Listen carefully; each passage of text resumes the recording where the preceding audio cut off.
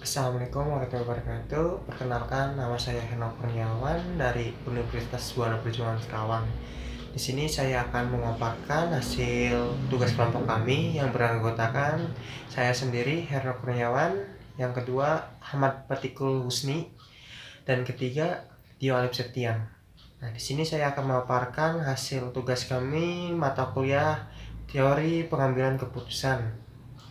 Yang pertama, di sini ada nama usaha, yaitu nama usahanya Pangster, dan jenis usahanya itu cemilan.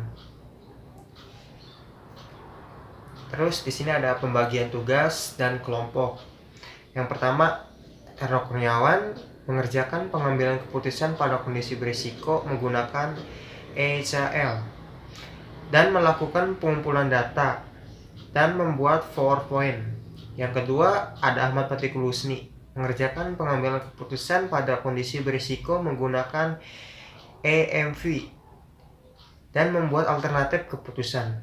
Dan ketiga, Dio Alip Septian membuat identifikasi masalah, melakukan pengumpulan data, memberikan solusi pemecahan masalah, dan melakukan presentasi dan bentuk video presentasi.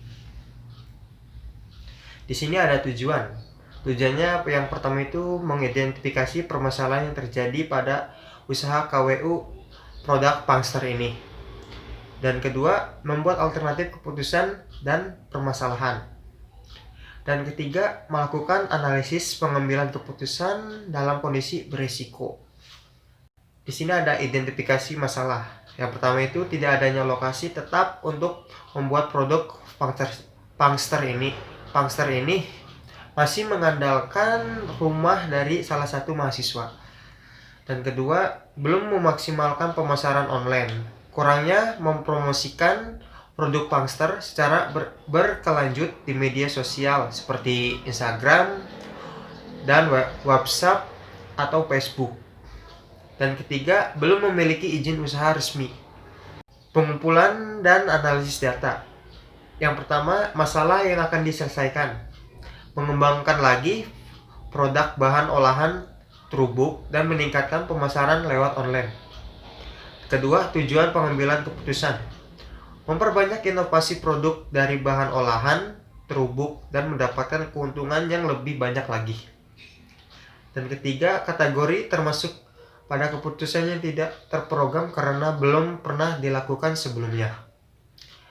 Yang keempat, data yang terkumpul. Uji coba pada online pada keadaan ramai, jumlah makanan yang terjual yaitu 30 pecis dan keadaan sepi terjual 10 pecis.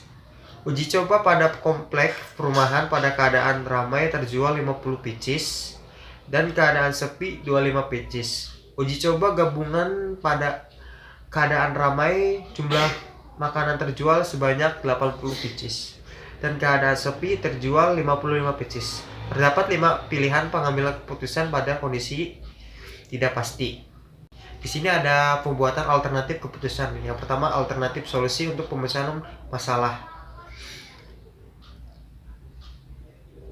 Menambahkan Pangster yang diolah dari terubuk yang lebih bagus lagi, dan UMKM ini berjualan melalui media sosial seperti Instagram, WhatsApp, Facebook, dikarenakan memudahkan perusahaan agar produknya mudah dikenal di mata masyarakat. Pelajari terkaitan antara masalah dan tujuan. UMKM ini belum memaksimalkan pemasaran secara online. Saat ini produk Pangster ini hanya mengandalkan beberapa media sosial seperti WA, IG, dan Facebook dalam memasarkan produknya. Oke, selanjutnya ada analisis pengambilan keputusan dalam kondisi berisiko. Yang pertama, menggunakan metode Expected Monetary atau EMV dan Expected Opportunity Loss atau EOL. Yang kedua ada alasan. Dengan adanya pertanyaan penjualan sepi, artinya probabilitasnya 100% sepi peranan, maka pengambilan keputusan biasanya diselesaikan dengan kondisi beresiko. Yang ketiga ada analisis perhitungan yang dipilih. Uji coba pada media online pada keadaan ramai, jumlah makanan yang terjual yaitu 30 pak. Dan dalam keadaan sepi terjual 10 pak. Uji coba pada komplek perumahan pada keadaan ramai terjual 50 pak dan keadaan sepi 25 pak. Uji coba gabungan pada keadaan ramai, jumlah makanan terjual sebanyak 80 pak dan keadaan sepi terjual 55 pak. Terdapat 5 pilihan pengambilan keputusan pada kondisi tidak pasti. Dengan adanya pernyataan penjualan sepi, artinya probabilitasnya 100% sepi pesanan. Maka pengambilan keputusan saat diselesaikan dengan kondisi beresiko.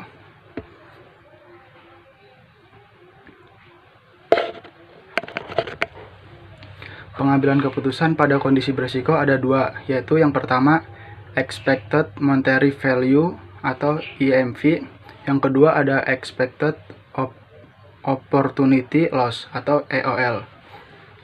Pengambilan keputusan pada kondisi beresiko menggunakan EMV. Dari dua hasil terbaik tersebut harus diambil salah satu pilihan terbaik, yaitu 25 pak. Karena produk yang terjual banyak dengan dicoba gabungan, sehingga menyebabkan produk lebih banyak dibeli. Dan berikut ada tabel keputusan produk Pangster dengan menggunakan EMV. Oke, selanjutnya ada pengambilan keputusan pada kondisi beresiko menggunakan EOL. Tabel keputusan produk dengan menggunakan EOL dan sebagai berikut ini bisa dilihat. Dan selanjutnya adalah kesimpulan. Kesimpulan terdiri dari identifikasi masalah. Identifikasi masalah tidak adanya lokasi tetap untuk pembuatan produk, belum memaksimalkan pemasaran online, dan belum memiliki izin usaha resmi. Berikutnya ada alternatif keputusan. Yang pertama ada pelajari data yang dimiliki. Yang kedua adalah pelajari keterkaitan antara masalah dan tujuan. Kemudian metode pengambilan keputusan yang digunakan. Metode pengambilan keputusan yang digunakan adalah menggunakan metode Expected Monetary Value atau EMV dan Expected Opportunity Loss atau EOL. Dan alasannya adalah dengan adanya pernyataan penjualan sepi, artinya probabilitas 100% sepi. Maka pengambilan keputusan bisa diselesaikan dengan kondisi beresiko. Sekian presentasi dari kelompok kami, kurang lebihnya mohon maaf. Wassalamualaikum warahmatullahi wabarakatuh.